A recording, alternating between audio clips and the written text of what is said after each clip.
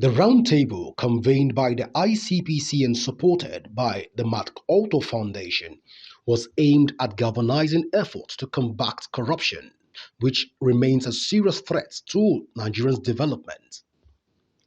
The Attorney General, who was the keynote speaker, outlined the government's renewed commitment to ensuring greater accountability and transparency in public office. And we should not give in to public sentiment. What I mean by public sentiment, especially in Nigeria, where we have been polarized along political lines. If somebody leaves Labour Party, you say, oh, no. The APC will say, catch him. It shouldn't be. It should not be. Let us be thorough, take our time, not unduly, though, before you beckon on somebody to come. It shouldn't be a question of you invite somebody, you now turn it to, oh, you have caught a big fish. You will catch a big fish. If it is 2 or 3, you are able to catch in 1 year, and you are thorough, and you avoid prolonged or elongated charges. Oh, he's facing 50 count charge. Nobody wants 50 count charge. Make it 5 or 6, but be sure and get him in. And I would suggest that in our next constitutional amendment exercise, matters bordering on corruption should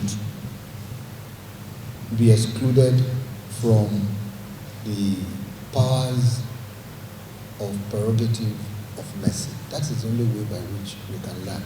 The event featured goodwill messages as well as insights from state attorney generals across Nigeria advocating for transparency and governance reforms. As part of our implementation strategy, we have invited you here today to examine our current justice system and develop effective strategies to enhance ICPC's capacity to preventive measures. I hope also to enhance synergy between the State Attorney General and the ICPC to provide suitable platform for an effective fight against corruption and viable solution to Nigeria's current socio-political problems. As chief law officers of your respective state, you occupy strategic positions. And as members of the body of benches, the highest decision body in our profession, your role in promoting justice, fairness, and adherence to the rule of law is paramount. I have no doubt you embody these ideals, and your attendance to this conference signifies your commitment to pursuing a corrupt-free Nigeria. One of the highlights of the event was the discussion on how international partnership and donor organizations such as the Macarthur Foundations are playing a critical role in supporting Nigerians' fight against corruption. I'm very sure that the feedback today will be absolutely stellar and important, and the fact that we're talking to attorneys general is absolutely important, because as much as Abuja matters, life is happening locally, life is happening at the state levels, and so the laws at the state levels actually matter. And now with the Supreme Court judgment around local government autonomy, I'm even more curious. I wish I could be a fly on the wall of this conversation the whole of today to ask, so what's going to shele, like my mother would ask me, now that we think the local government will have a bit more authority and power, and all of those constituency projects that the ICPC also tracks, what's going to be the coloration of those community-based programs as well? We all pay the price for corruption in Nigeria, whether you're involved or you're not, whether you condone it or you don't. It affects the ease of doing business. It affects the cost we pay for goods and services. It affects the failure of public infrastructure in Nigeria. It affects our ability to access health care and other facilities. It affects the willingness of foreigners to do business in Nigeria. It affects the flow of foreign direct investment. And so this conversation is very important. We all must see this as something that we all have to commit ourselves to doing. And I like to say that if we don't fight corruption, the things we fail to do to make for a better society, a society where even if we don't eradicate corruption, but we're able to reduce it to the barest minimum, the things we fail to do will undo us. Nobody would want to do business in Nigeria. Transactions from Nigeria will be suspicious. Transactions into Nigeria will be red flagged.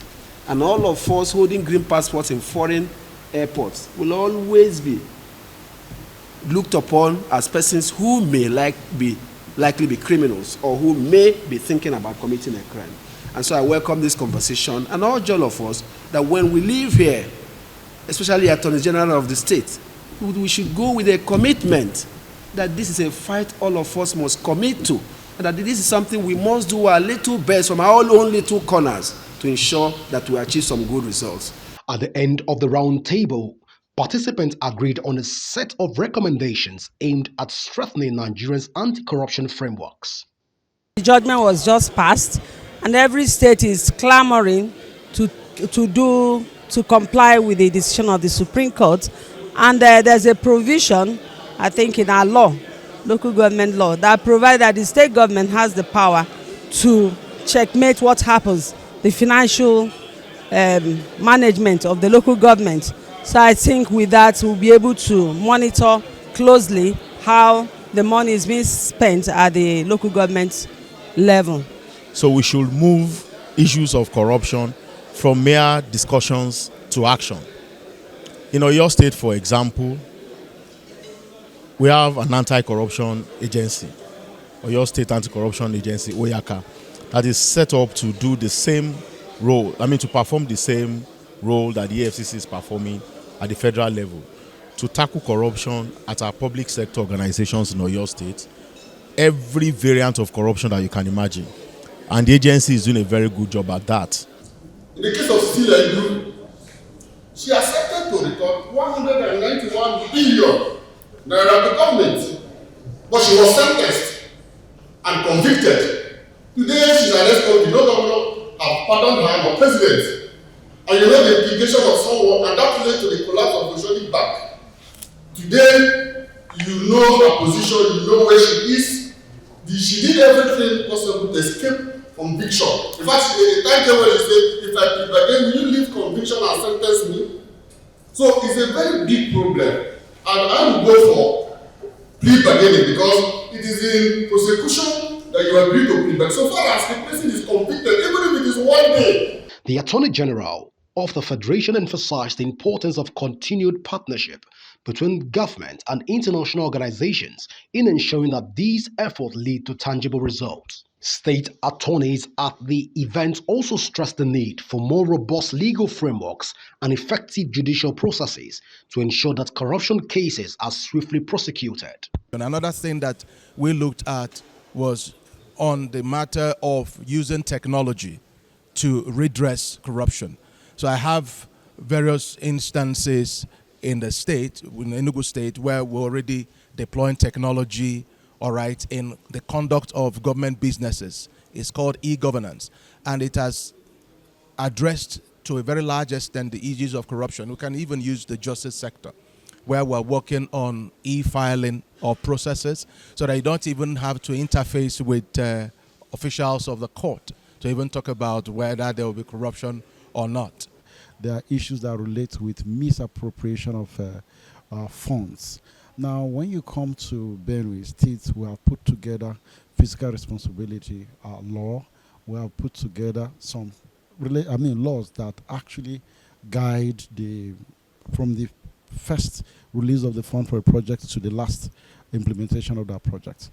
As the fight against corruption in Nigeria intensifies, this forum's discussion has paved the way for stronger partnership and more coordinated effort.